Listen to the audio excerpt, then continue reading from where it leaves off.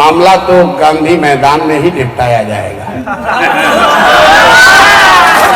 मैं पहली बार देख रहा हूं कि बिहार की बीपीएससी अभ्यर्थियों के साथ प्रशांत किशोर को देखकर सत्ता पक्ष से ज्यादा विपक्ष के लोग पगलाए हुए हैं। किसी भी तरह से आंदोलन का क्रेडिट प्रशांत किशोर न ले पाए, इसकी पूरी कोशिश जारी है तेजस्वी के पत्रकारों द्वारा, चाहे इसके लिए आंदोलन को तहस नहस ही क्यों न करना पड़े। नमस्कार, मैं प्रकाश चंद्र और आप देख रहे हैं प्रकाश वाणी। वैनिटी वैन मुद्दा है भाई, कहां लिखा है कि कोई आदमी वैनिटी वैन रखता है तो वो आंदोलन नहीं कर सकता? कहीं लिखा है क्या? यही काम भाजपा कर रही थी किसान आंदोलन में। तब जब कहा जा रहा था कि फॉर्च्यूनर वाले लोग किसान नहीं हो सकते, तब तो ये लोग बड़े समाजवाद का ढिंढोरा पीट रहे थे और खूब सड़कों पर हंगामा करते थे। आज वही टेढ़ी ढाई चाल खुद चल रहे हैं। एक बात बताइए, अपनी यात्रा में तेजस्वी यादव रिक्शा में तो नहीं निकल पड़ते हैं, उनके पास भी वैन होता है, कभी कभी तो हेलीकॉप्टर भी होता है। तब तो कोई किसी से नहीं पूछता कि तेजस्वी हेलीकॉप्टर में मच्छी भात खाते हुए नजर आते हैं, तो फिर गरीबों की बात काहे करते हैं। बीपीएससी पेपर लीक के आंदोलन में जिस तरह से प्रशांत किशोर डटे हुए हैं और जिस तरह से उनकी तस्वीरें सामने आई है, जो लोग उनका समर्थन कर रहे हैं, उससे साफ पता चलता है कि उनका कद बहुत बढ़ रहा है। तेजस्वी की आर्मी उन्हें महत्वहीन करारने में जुटी हुई है।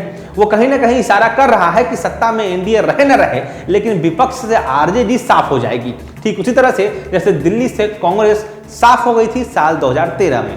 याद कीजिए और याद रखिए ये बात कि एक आंदोलन बहुत बड़ा परिवर्तन करने के लिए काफी है।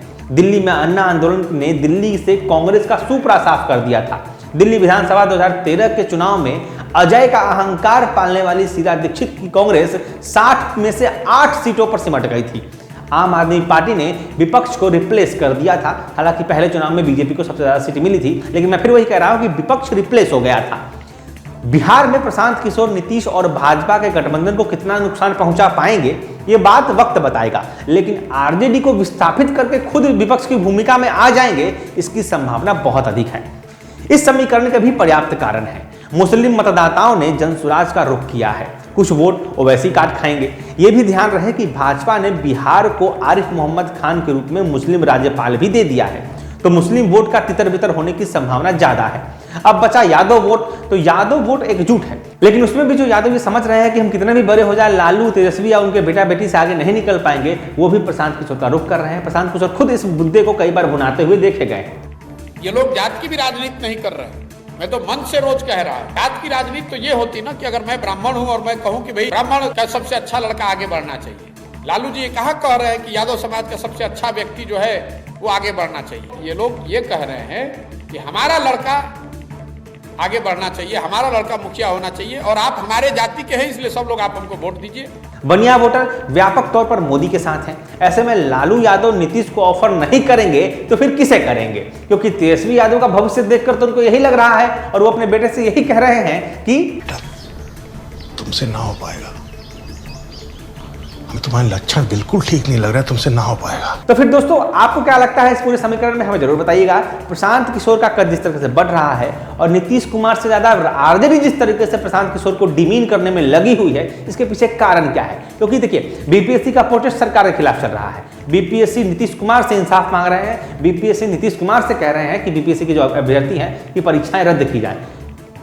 आरजेडी वाले क्यों प्रशांत किशोर को वैन को लेकर या फिर कभी उनके रणनीतिकार को लेकर या उनके राजनीतिक आडंबरों को लेकर चर्चा कर रहे हैं, ये समझ से परे हैं। होना तो ये चाहिए था कि बगल में तेजस्वी यादव का भी एक कैंप लग जाता, वो भी धरने पर शामिल हो जाते, लेकिन ऐसा नहीं हो रहा है। आपको क्या लगता है हमें कमेंट में जरूर बताइएगा। मैं प्रकाश चंद्रा, आप देख रहे थे प्रकाश वाणी।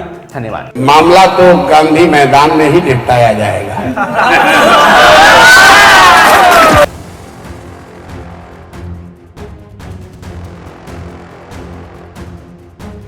आपके शहर में नए युवा ला रहे हैं नया बदलाव। भवन निर्माण में एसएस कंस्ट्रक्शन, खन्ना एंटरप्राइजेस के offers and distribution, ideal public school की एजुकेशन, जगदम्बा रेस्टोरेंट का taste and decoration, life care medical का कस्टमर अट्रैक्शन, निशा मोबाइल के फोन कलेक्शंस, राजू जी के आम्रपाली मसाले की रेसिपी, डॉक्टर फारिदा परवीन की फिजियोथेरेपी। ये है शहर में अपने फील्ड के दिग्गज। आप भी बताइए, आप हैं किस फील्ड के दिग्गज, ताकि हम बता सकें अपने दर्शकों को। जुड़े प्रकाश वाणी के डिजिटल मीडिया प्लेटफॉर्म के साथ आज ही।